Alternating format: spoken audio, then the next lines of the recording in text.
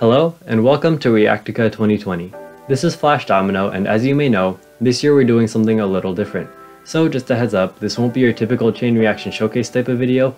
I wanted to try a more non-traditional collaboration. This year I asked all participating team members to build a single machine idea that's meaningful to them, and to explain the idea in detail to showcase the machine style and building process. It's a small idea for an event, I know, but unfortunately August is a busy month for a lot of the team. However, an idea like this is a compromise and a good way to express the side of machines we can't really show off at an in-person event. This could be seen as a glorified behind-the-scenes video, but bringing a behind-the-scenes styled video to light in this way will hopefully present chain reactions as more of an art and put our future in-person events in a different perspective. So with that in mind, I hope you enjoy Reactica 2020.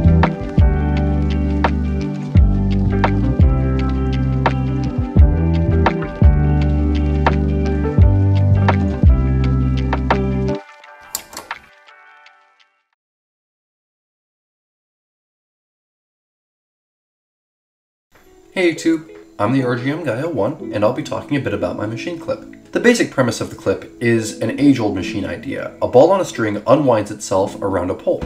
Other machine builders have taken a crack at spicing it up. The Invention 11, for example, built an amazing clip where the ball unwinds, a launcher shoots it so that it winds itself back up, and then it unwinds again. I wanted to take a different approach, and though my machine clip is not anywhere on that tier, I decided to wind the ball up by using the center to rotate instead of having the ball pass around the outside. Doing this presented a couple of major logistical hurdles. I needed a base that was stable, prevented wobbling, and also rotated freely, and I needed a long sustained string pull that would be able to rotate the base for as long as I needed to wind the ball up fully. At first, I wanted to use a tape measure to wind the base up, but it proved not strong enough to accomplish what I needed, so I had to use a series of weights.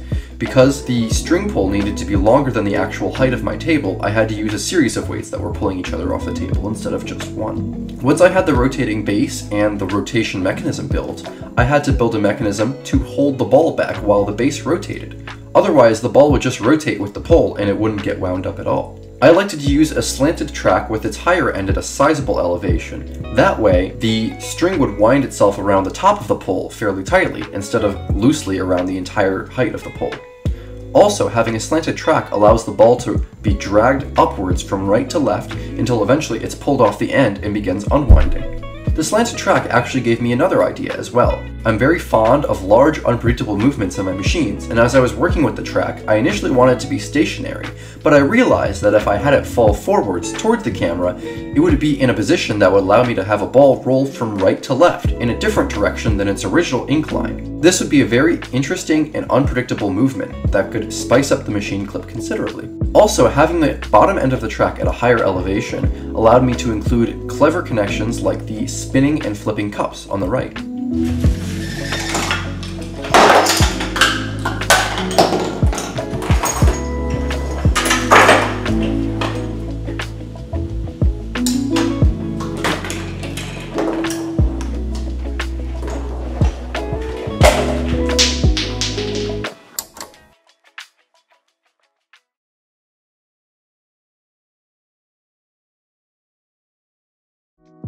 Hey YouTube, this is Awesome. For an idea that embodies my style for this Reactica special, I chose this idea with the bike pump and the glove. Nothing about this idea is very complex. It's just a bike pump inflating a glove and then proceeding to push a ball. The reason specifically why I chose this idea is because of the randomness of the combination of the bike pump and the glove. These are two objects that you would never traditionally see together in a machine, and in fact they're not really objects you'd ever see at all in a machine. And I think that is really what often separates my ideas from that of all other builders. Not the complexity, not anything about the way they look, but the fact that the objects in it are so random. In fact, the way that I came up with this idea is almost a complete coincidence. I knew I wanted to use a glove in some way, and then I realized maybe I could inflate the glove with a hairdryer. But then I knew that my hairdryer was somewhere else. I lost it at Reactica 2019, so I had to improvise. I went into my garage, looked around, and found a bike pump. And that is how I realized that I could inflate the glove with the bike pump. I think this shows that the way I build ideas is pretty different. I often think of the action first, in this case the inflation of the glove, before I think of the objects that I use to do it.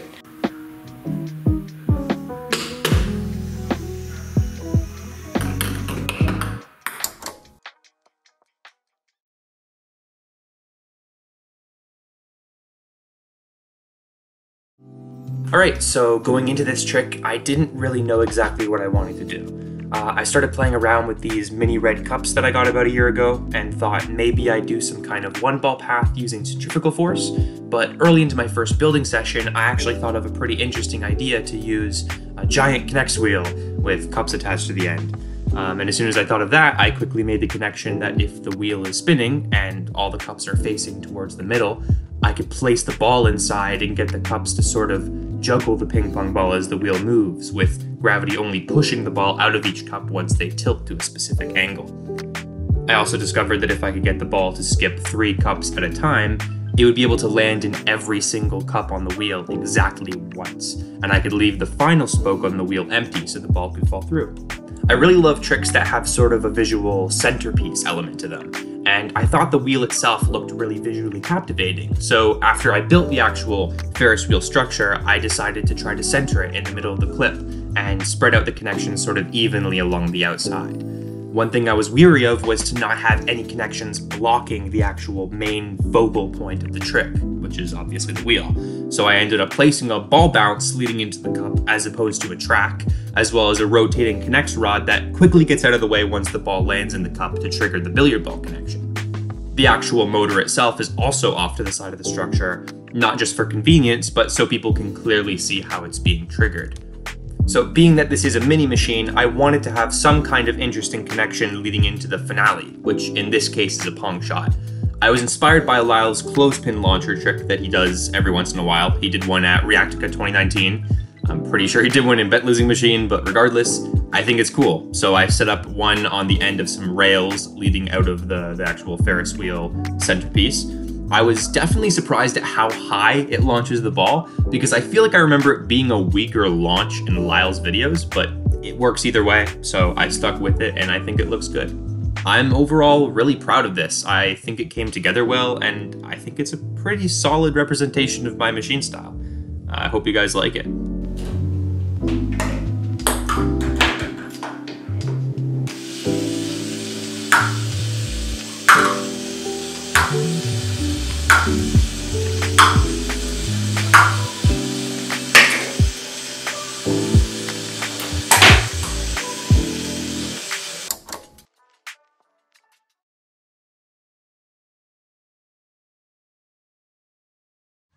Hello again, this is Flash Domino, and here is my idea for Reactica 2020. The main body of my idea is a variation of the ZIGZAG board, which I've expanded on before, and I'm really interested to keep expanding on in the future.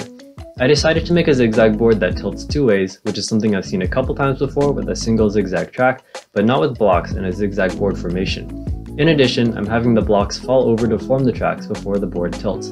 Now, since a ball rolling either way on the board will follow the same path, I'm just going to use the same ball.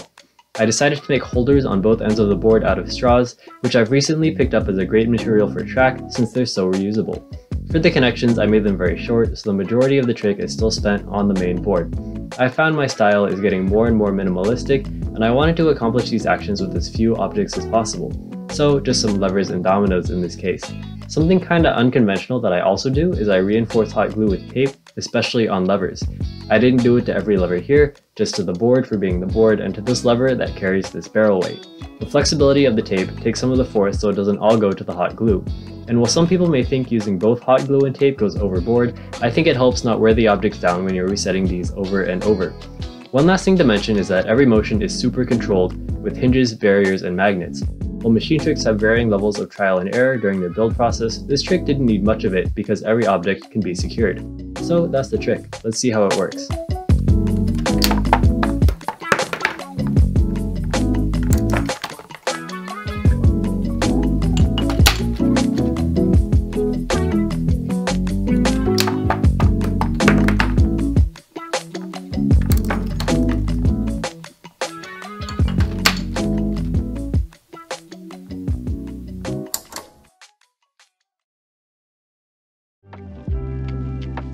Alright, that's the end of Reactica 2020. Be sure to check out the team's channels, links in the description, and please like, comment, and share this video if you can. We hope you enjoyed this different take on a chain reaction event, and we hope to be building for you again soon. Thanks so much for watching.